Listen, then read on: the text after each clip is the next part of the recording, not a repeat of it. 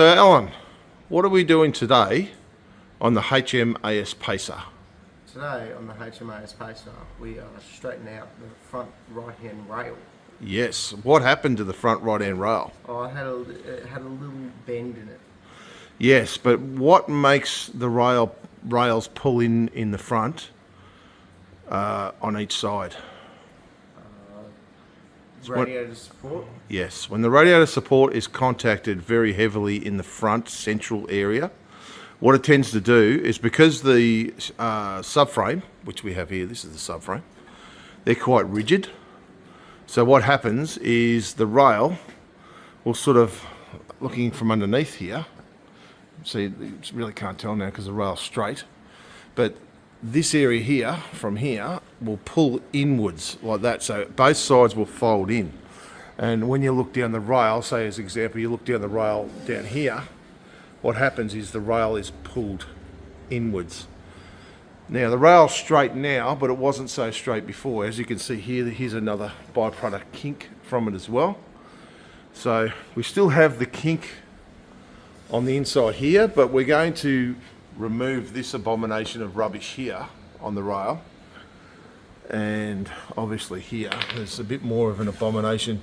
Like, look at those welds. Like, they're great welds, Dad. I don't know what you're talking about.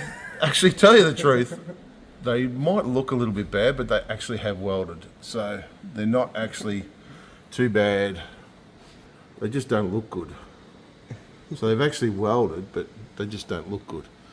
So we're going to make it look good. So we're going to cut and remove all this.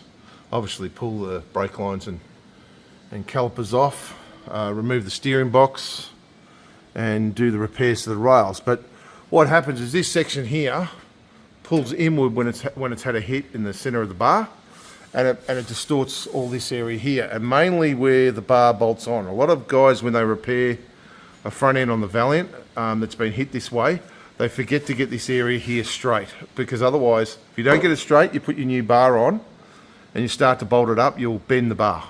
So very important to get this area straight. So this one obviously is picked off. So you can see, if I hold my hand here, you see how we use a laser. So we use a laser to pinpoint our points. Now you might think, oh yeah, that's all good and well, you've straightened the rail out, but the K-frame's still attached. Now, as you can see here on the floor, we actually have unbolted the K-frame just to make sure that the rail stays in the right spot, because otherwise you can unbolt the K-frame after you've done all this work, weld your radiator support panel on, and then go, oh, hang on a minute, the K-frame doesn't bolt back up, what's happened here? We don't really want that to happen. So what we have to do is we have to take the stress out of it. So you push the rail out, and then at the same time, while you've got pressure on the rail, you panel beat the rail. So but gently, you don't go nuts. You don't just start bashing the crap out of it, because if you bash the crap out of it, you put more dents in than you want to repair. So we just gently repair it. But as you can see with the laser, like, here's the laser tool. So my hand goes up to the edge. So we've done a cross measurement from there to the other side, and that is the measurement cross-referenced from the rail here on both sides. So that point to that point, and across to here, and this side here, from there across to here. Now that is 1708 millimeters to this side, and 1708 millimeters to that side. So look, it can be out. Look, it is acceptable to have them out by, say, 5 mil, and they're still acceptable. But it was just, I think, sheer luck that we got it 100% spot on. So, but it's very simple. Now Alan can unpick this side of the rail, and then we can put this new rail that radiator support that we had supplied to us through one of my contacts. So we'll put this back on, and then we sit all the panels on, and we before we weld anything on, we just make sure everything's sitting correctly, sit the panels on, close the bonnet, make sure it all sits right, because a lot of people forget the hood or the bonnet, it depends on what country you're from, is crucial to lining up the front end. You need to get the bonnet straight first, the gaps in the rear of the bonnet so that they're equal, and then gap your guards. A lot of people do it the other way.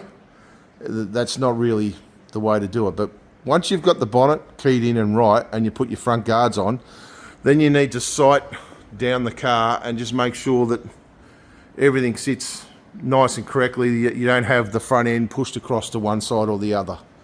Now, obviously, when we cut this rail out and repair it, we might get a little bit of a change in these measurements that we have here. We might get a little bit of a change, so in these measurements. But look, if we do get a change in these measurements, it's no real big deal. So look, as I said, it can be up to 5 mil out. That's still acceptable.